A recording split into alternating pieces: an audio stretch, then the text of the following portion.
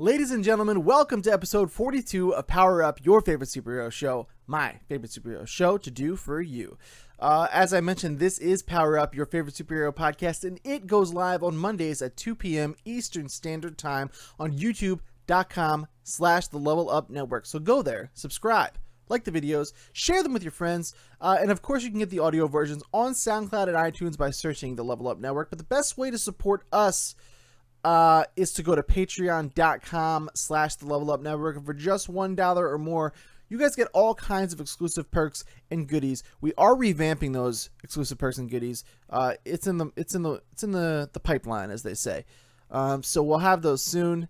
And thank you guys so much for supporting us. And let's get into episode 42 of the show.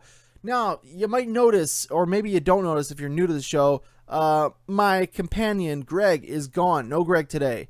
I did want to keep on and get an episode for you, though, so here we are. It'll be a little bit different. You guys have maybe seen the solo version I had to do before. So it'll be a little bit like that. I don't believe I have a topic of the week. The topic of the week I had was more kind of conversational, so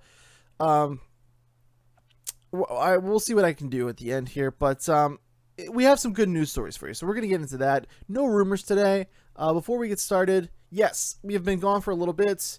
Last week, I had some errors with my computer where the LAN port, if you're not familiar with computers, the LAN port connects to the internet. I'm not trying to say you're stupid. You just might not know. So that fried on my motherboard. So I had to get a new piece to replace that. That's why Greg and I weren't here last week. The week before that was 4th of July weekend. Happy birthday, America. And we just took off because it was a holiday. And I do what I want because I make this show. Hear that, Andrew? I make this show. So yeah, we're back. I'm back. Hopefully Greg will be back with me next week. Nothing too much else has been really going on. I don't really have anything superhero related to discuss since my time away. Oh, I got 2 of the most difficult trophies in Batman Arkham Knight, and I am now officially finished with Batman Arkham Knight. I have done everything there is to do in that game. I have all of the suits. I have every trophy, 16 DLC packs. Platinum the shit out of that game. I really wanted to finish everything in that game before removing it from my hard drive because it's like 80 gigs. And I did it. So that's the only superhero thing really I faced. I don't think I've got any new movies or anything. Yeah, it's Killing Joke's coming this week though, and Batman v Superman extended cut is coming this week. So I will have more to say on those next week. No, I think Killing Joke is August actually, but I'll have more to say on those next week. Now, let me take a little sip of my drink. It's awkward when you have to drink because there's only one of me. No one vamps in between, you know what I mean? So it's just like, let me watch this guy drink his coffee now. No rumors, as I said earlier, but I do have 7 news stories for you today. Let me do my best, Greg, for you right now. News. Here we go. Number 1, new Wonder Woman photos have been revealed by WB via Entertainment Weekly. Let me find the right slide here so we're not looking. I don't want to give you guys any cheats into the episode. So you might notice right off the bat, she looks phenomenal. She is beautiful. Let's start from the left and we'll work our way over to the right. So the first photo here, my left, your left too, because that's how this works. Steve Trevor, Chris Pine and Steve Trevor is our first look at him there, not in a black and white photo. You know, he is what he is. He's got a weird coat on, but Chris Pine's an awesome actor. He's really funny. He's really charming. I hope he does well in this. My only fear is I hope he's not underutilized. That would be a real shame. And so, yeah, that's my only real worry about him being in this. I would like him to have a real purpose, not just kind of be the boyfriend, as if they may do, because they kind of unfortunately do that to females who are just the girlfriend. But I feel like there's a reason they cast Chris Pine. I've been saying that for a long time, and I'm not totally letting go of the idea of him being the Green Lantern yet. But I'm just putting it out there. I hope he does well. I hope they use him well. Now let's get on to the main focus here, which is, of course, Gal Gadot as Wonder Woman. She looks like royalty. She looks excellent. She's a beautiful woman. What is there to say? But I really appreciate the royal aspect of her in this first photo, though. It looks like they're really nailing that. And I'm really excited. I really hope we get a nice chunk of time spent on Wonder Woman and Themyscira and kind of her rural upbringing. I really want to see that part of her life before we get into how she's affected humanity and Earth and all those types of things. So it looks like kind of fish out of watery here in the first photo there. So that's cool. That kind of gives me hope that that is what we're going to get into. Now let's look at the middle photo. My favorite photo personally. Excuse me. So right off the bat, we see much more vibrance. Now there, you may get confused because there's a lot of fan like photoshops going on of where she is kind of more vibrant like this, and not the case really. She's very muted in the Batman vs Superman when she shows up. I'm looking at an image here. It's very kind of like copper looking, and her skirt has like a little bit of blue to it, but it is very coppery, kind of washed out tones. The skirt is pretty blue. The red on her uniform is not at all. And I think that may be Scott Snyder's. I don't know, Scott Snyder. I wish Scott Snyder made that movie. Zack Snyder's doing. He seems to have a thing with muting color palettes. So I don't know what the original costume really looks like in real life. But this looks great, man. I really hope they keep the vibrancy to this, if that is a word. I'm pretty sure it's a real word. Because she looks fantastic. She looks like Wonder Woman. She looks really strong. She looks fierce in this photo. She looks absolutely drop dead gorgeous. She looks like Wonder Woman, man. She looks fantastic. And I really want to see, I don't know if they'll get into this, but the symbols on the shield, I would really like to see if they kind of bring those up and like what that means on her world and what that represents, because I don't know, it's a really unique looking shield. And I think her weaponry is really cool. So yeah, this is a fantastic shot. She looks just so much like the Wonder Woman that I want. I know there was a lot of controversy when she was first cast. Is she big enough? Is she strong enough? I don't know the answer to that, if that's what you were looking for, but she's perfect, if you ask me, for Wonder Woman. And I really loved her in Batman vs Superman. You can go watch my review right here on the channel if you want to know how much I loved her. But yeah, she's a standout, man. And I'm really glad that they got her. She's just fantastic. And this picture just really makes me happy because not only did they get the right girl, now they got the right look. So A+ from me. And finally, in the picture on the right, we see a better look at her crown and her arm bracers there. Super cool, man. It's very New 52. It looks super cool. I think the black in this right photo is a little too contrasty. I don't know if that's going to be the case all the time. It doesn't really look like that's a problem in the middle photo. We'll see. It might just be the lighting there, but overall, the suit looks really good. I'm super excited for Wonder Woman. She's awesome, and that suit looks fantastic. In more DC news, number 2. The Kid Flash is confirmed to be in Season 3 of The Flash, and the CW has given us our first official look at our boy Wally in his new superhero role. Now, it's been a long time coming. We pretty much knew that Wally was going to become Kid Flash. He got hit by the particle accelerator. Spoilers, of course, before we go any further. Spoilers for Flash, just in case. So we saw Wally got hit with the particle accelerator. Nothing happened from that, but they've been kind of alluding. He's been kind of chasing after the Flash, always trying to do good, always trying to say there's a purpose to his life. Everyone knew it was coming, but it's nice to have that confirmation, and it's nice to not only get the confirmation, but actually see what he looks like. And if you ask me, he looks perfect. So let's take a look. Just really solid, man. The suit design for the Kid Flash is right on the money. He looks so good. Right out of the comic book. I mean, there's not much else I can say about it. He just looks fantastic. I love the suit. I love the look. He fills it out perfectly. He looks like he's going to be a great Kid Flash. Excuse me. And I can't wait. I really can't wait to see him and the Flash kind of playing off one another. Now, a fear I have. So again, spoilers for the Flash. Seems like we're going into Flashpoint Paradox. Well, we are. We know we are now. It's confirmed.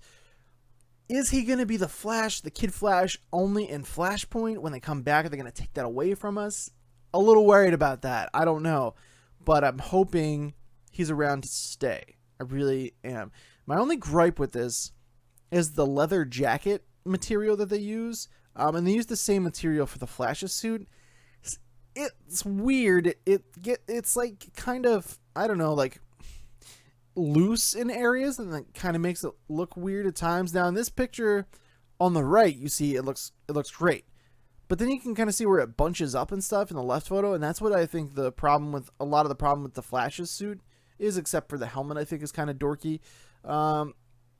Just some small alterations could fix that, really, but I don't know if what their options are, really. It might be better for mobility and stuff for the cast. Who knows? But he looks great. The suit looks great. Super happy with it. There's really nothing else I could have possibly asked for out of that suit. So he looks awesome. I'm looking forward to seeing him in the show for sure. Number 3, Batman the Telltale series has been given its official release date of September 13th. Now that's retail release date. I don't know if I said that, but it is specifically retail September 13th. However, the series' first episode will be releasing digitally on consoles, PC and Mac, and iOS and Android devices sometime in August. Details on when exactly the August episode will be available this week alongside the world premiere trailer for the game. So we're thinking Comic-Con, right? I'm thinking Comic-Con. It would be really cool if the trailer dropped during the week, and then maybe there's a whole big panel about it at Comic-Con. But it seems like the trailer is probably going to come at Comic-Con, and we're going to get an official day for the digital episode of Arkham Knight. But until then, we do have this lovely box art to look at, which I am thrilled about. The box art is really, really sharp, really clean, very nice, really classic looking. I'm a huge fan of this. There's nothing that can really be said that's bad about it, if you ask me. It's just fantastic. I love the city, Gotham City, and the Bat logo. Really, really classy looking. Big fan. And I'm definitely going to get the digital. No, I mean, I'm definitely going to get the physical. Excuse me. I'm definitely going to get the physical version, but I might also get the digital depending on when it comes in August, because I don't want to wait. You know what I mean? I don't want to wait so long for the physical version that I'm risking spoilers about what happened when everyone's already played it digitally. So depending on when that episode airs in August, if it's like August 30th or whatever, like the very end, I'll be like, whatever, I'll just wait until the physical comes. If it's like the beginning of August, I'm probably going to wind up just buying that one episode and then getting the physical disc for the rest, because I definitely want that box art. I definitely want that box on my shelf. It's beautifully done. Let's take one more look at it before we go. And I also don't want to be spoiled, though, which is a risk you run with these types of things. Now, they're doing a group like play session of the first episode at Comic-Con, I think. Not crazy about that. I'm a little bit worried. Things are episodic and it's pretty much like a TV show, and you're letting a whole room full of people play it before everyone else, and they're not like game developers and things like that. They're not going to sign these NDAs where they can't talk about it afterwards. Like, it's a pretty high risk for spoilers, if you ask me, and I'm not that crazy about that. I'm sure it's going to be great and super awesome for everybody there, but for us that are here, I mean, that kind of puts out a big risk, I feel like, for us. So we'll see, bud.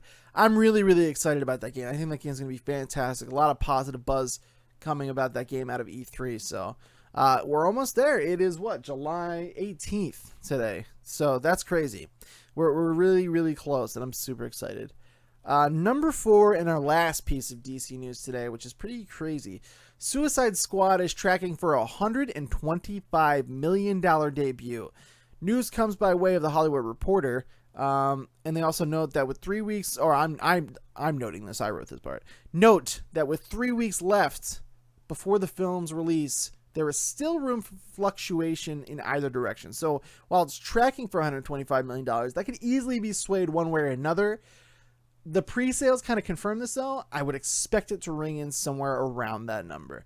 So if the number is accurate, it will put the Suicide Squad just behind Deadpool's $132 million and well in front of the X-Men Apocalypse's $65 million. I didn't realize the X-Men made that low of a profit opening weekend. So coming close to Deadpool is pretty impressive.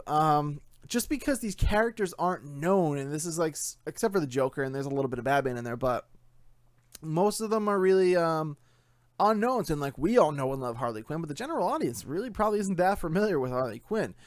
So I'm excited to see what happens here. I have my tickets. I pre-ordered my tickets. I'm really excited for it. I will be really impressed if it does open at those numbers.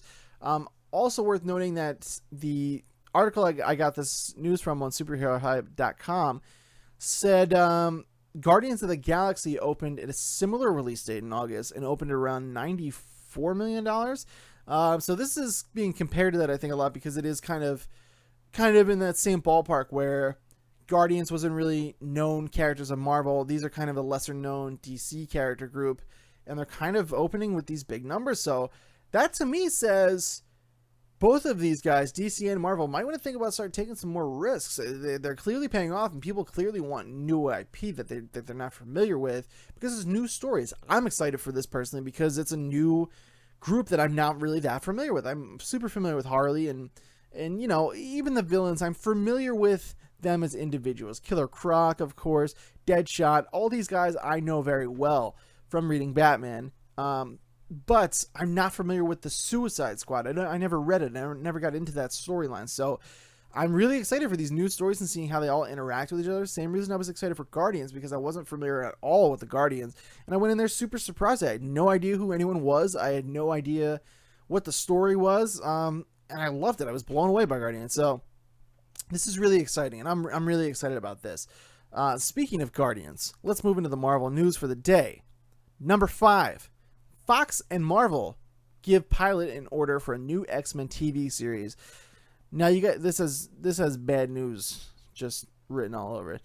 The series is said to be focusing on two ordinary parents who discover their children possess mutant powers. They're forced to go on the run from a hostile government. The family joins an underground network of mutants and must fight to survive. Parents? Really? So we're getting so deep into the well here that not only are you going to be making more superhero television shows, which we definitely don't need, but you're going to make them about the parents? I don't think this is a very good idea, you guys. I just really don't think it's a very good idea. So to wrap this up, the news follows a report from Variety that the Hellfire X-Men series is no longer moving forward. So they're trying to fill the shoes of the Hellfire series. I don't know why, because they have Legion coming, which is another X-Men show. Why do we need two X-Men TV series? I sure, if you want to do one, that's fine. Granted, take this all with a grain of salt. First of all, let's rewind a little bit. I'm the guy who doesn't really like all of the superhero television that's happening, right? I love the stuff on Netflix. I think that's plenty. I don't think we need a Gotham. I think Arrow's almost certainly overstaying its welcome. Definitely don't think we need this Krypton about Superman's grandfather. Definitely don't need Agents of S.H.I.E.L.D. I definitely don't need any of these sitcoms about the cleanup crews cleaning up the streets of when superheroes arrive. I don't need any of that shit. And I definitely don't need two X-Men series for sure. It's oversaturating the market at this point, and you're going to start... We're going to start getting to the point where these stories are coming out about stuff that's a lot of care isn't put into them, and people are going to start noticing that, and that's what's going to really hurt the reputation of superhero media, and they need to really be careful about that, because it's already happening. Gotham. I don't think I mentioned what else is there to say. Gotham, period. Like, you got to be careful about this, and it really seems like they're just trying to shit this out to replace the Hellfire X-Men series that they were going to do. Not too hot on this. I think it'll probably be canceled pretty quickly. It sounds like, I mean, I haven't seen anything yet. I haven't heard anything yet, so what do I know? It just doesn't seem like it's going to be the kind of thing that can really last. They really need to be careful about what they're doing with putting superhero stuff on TV. Now, The Flash, excellent. Supergirl, from what I heard, excellent. And that's because they put the care and they put the time in, and they have the right people working on that kind of stuff. Now, this is Fox and Marvel. Hopefully, they put a little bit more attention into it than they did Agents of S.H.I.E.L.D. I don't know. We'll see what happens, I guess, but it is what it is for now.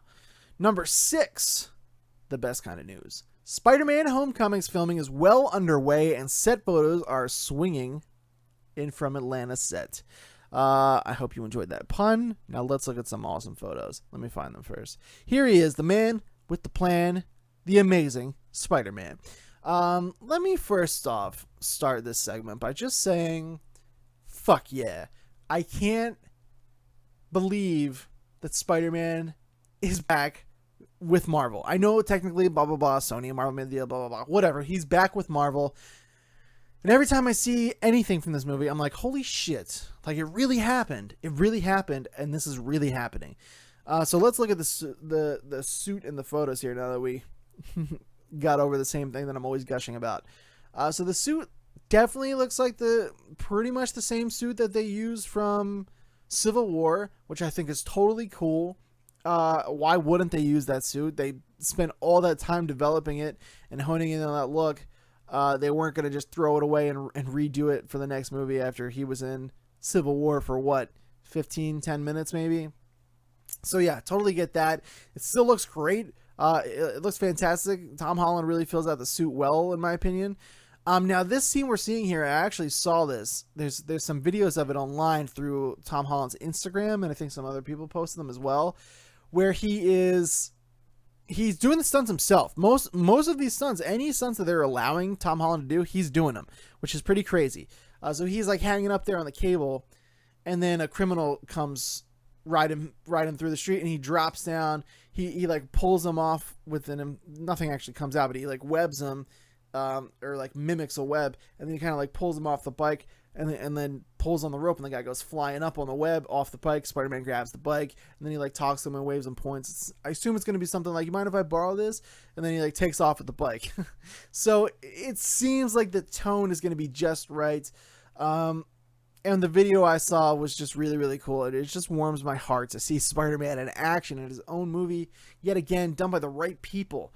So this is awesome. There's plenty more photos online you can see. There's one Tom Holland's like webbing up the camera for his Instagram. He just posed for it. It's not from the movie. A lot of cool stuff. And I like how open they're being about this movie. And they're like, this is what we're doing. Check it out. It's going to be awesome. They're not trying to really like put anything too under wraps. No looks at any of the villains yet, worth noting. I think that's just fine. I think if you want to hold that back, that's just fine. But I'm really excited to see what happens with Michael Keaton, since we do know he has been cast, but not as Who still, I believe. So really, really exciting. And then our last piece of news today. Our first piece of Guardians of the Galaxy 2... our first piece of concept art from the Guardians of the Galaxy 2 has been revealed, showing us our first look at Mantis, Baby Groot, and much more. So let me pull that up for you guys, and while we look at that, we'll finish up talking about this. So there they are. We got Mantis right next to Star-Lord there, between Nebula and Star-Lord. That is Mantis right there. First look at her. And then Baby Groot is, of course, on top of Drax's shoulders. Now, we'll talk about the other stuff going on in this photo in just a moment. So in an interview with Entertainment Weekly, executive producer Jonathan Schwartz told the outlet about Groot. He doesn't have the wisdom and experience of the old Groot. He's younger and more rambunctious Groot. The question is he the same Groot, just smaller? Or is he a different Groot that sprung up from the seed of the first? Now that's an interesting question. He knows the answer, obviously. But I was kind of wondering this myself. Excuse me, one second. I had to wet my whistle. A lot of talking when it's just you here. I was kind of wondering this myself. Is this going to be brand new Groot? Or is he going to still have the memories and everything from the Groot that we know and love? Or is it because he died and came back? Spoilers for Guardians of the Galaxy, but you should have seen it by now. Is this just a totally new Groot altogether? We don't know. But I would hope he still has that personality of Groot. I like the idea of him being more rambunctious for sure. That sounds really funny. It's probably going to lend himself for a lot more comedic moments. I like that he and Drax are like homies, whereas obviously him and Rocket are like boys for life, they're family. But I like that he and Drax also have this dynamic. It's really funny. And I'm excited to see this in action. Guardians was great. Like I said, one of my biggest surprises. So that's awesome. Now let's talk about some of the other stuff going on in this photo here. We see Mantis. We also see Yondu. Wow, I'm such an idiot. Yondu in the background between Drax and Star-Lord.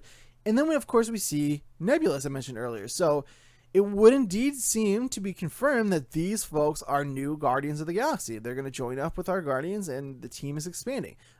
Really, really cool. Of course, we do know that the Guardians do grow and change in the comic books. So this is awesome. I'm really excited to see how they work that in, how they work in Nebula, who was like kind of just a real dick and real worried about being Thanos' favorite, comes to be on the team with them, as well as Yondu, because you almost assumed he was going to find Star-Lord and break his face open at the end of that movie for leaving him with a fake artifact. So I'm excited. This looks really, really promising. The concept art looks like, it's concept art. It is what it is. You can take only so much away from concept art.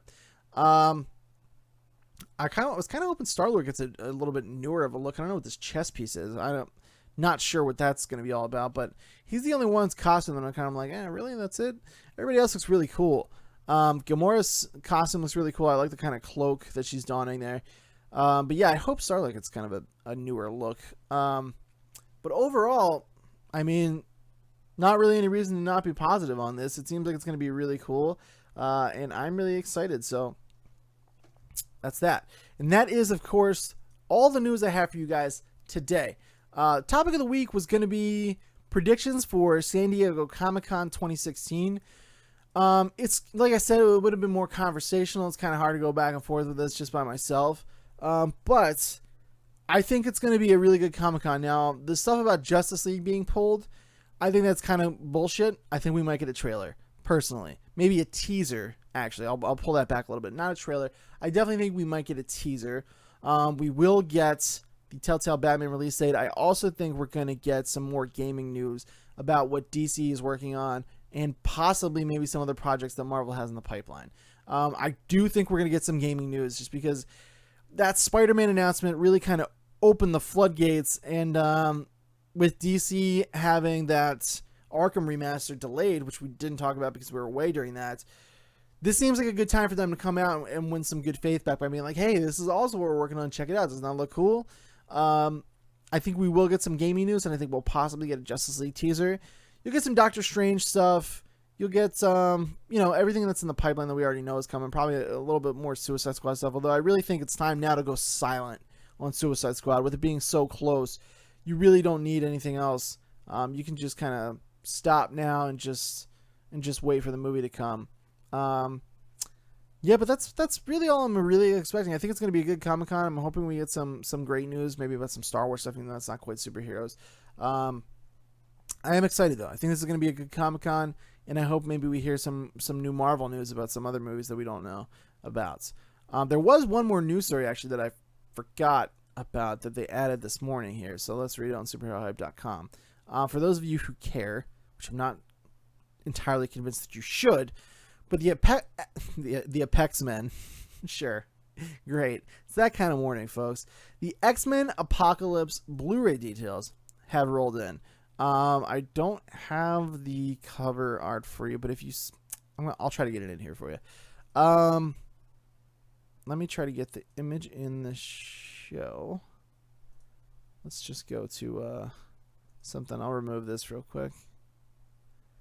Sorry, we're editing on the fly. I wasn't expecting to read this, but here we are. So there you go. This is the Blu-ray cover. Pretty cool Blu-ray cover, for sure. I just wish the movie didn't totally suck. But the Blu-ray cover is pretty awesome. And he looks way more like Apocalypse than he ever does in the movie. So there's that. Now here we go. Let's see. What do we got? I'm trying to read like the breakdown of what's in it. Okay, X-Men Apocalypse Blu-ray special features include deleted extended scenes with optional introductions by Bryan Singer, a gag reel, a rap party video, an hour-long documentary, X-Men Apocalypse Unearthed. That's the only thing I'd really be interested in. I'm not going to buy this. I didn't buy Days of Future Past. I bought First Class and totally regretted it. Days of Future Past, I obviously liked more, but I didn't buy it just because I didn't like it that much. I don't really like any of these X-Men movies that much. So far, X-Men has been the one franchise that's really letting me down. I know people kind of like blow Days of Future Past, like it's the best thing that ever happened, but I thought it was okay. I thought it was pretty good. Nothing more, personally. But anyway, I'd be down to watch a documentary because I just like behind-the-scenes stuff on movies, especially superhero movies, so I would watch that. Audio commentary by Bryan Singer and Simon Kinberg, concept art, and a photo gallery. And then, of course, we have the dates. Street date is October 4th, 2016. This says pre-book date, August 31st. I don't really know what that means. Does that mean digital? It doesn't really say what the deal is with the digital. I know they usually release the digital stuff early, but it doesn't say anything. It just says street date October 4th, So maybe it's all coming out at once. I don't know. It doesn't really...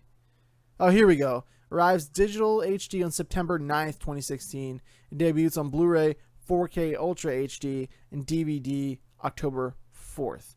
That seems like a pretty big gap. I feel like the gaps aren't usually that big between when the digital stuff and the, you know, the like retail stuff come out. But that seems like a pretty long gap to me. Anyway, that is the real end of the news, and that's pretty much all I had to say about Comic-Con as well.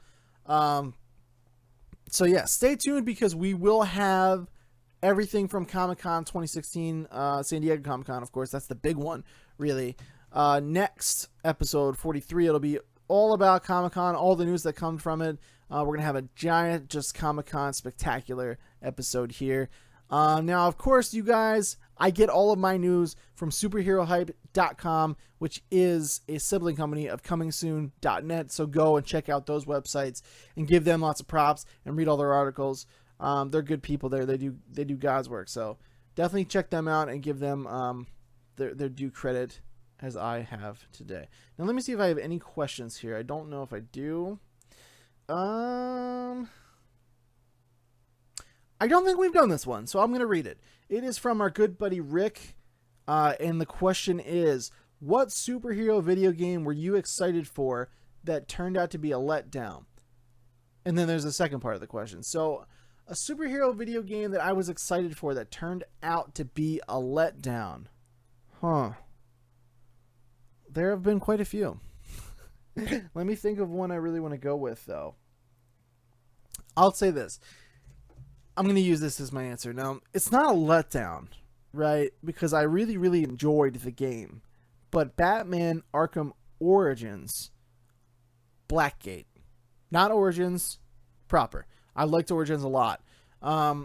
Except for the multiplayer, which was going to be my answer. But I was really excited for Arkham Origins Blackgate on the PlayStation Vita. I believe it was also released on the 3DS. It's an okay game.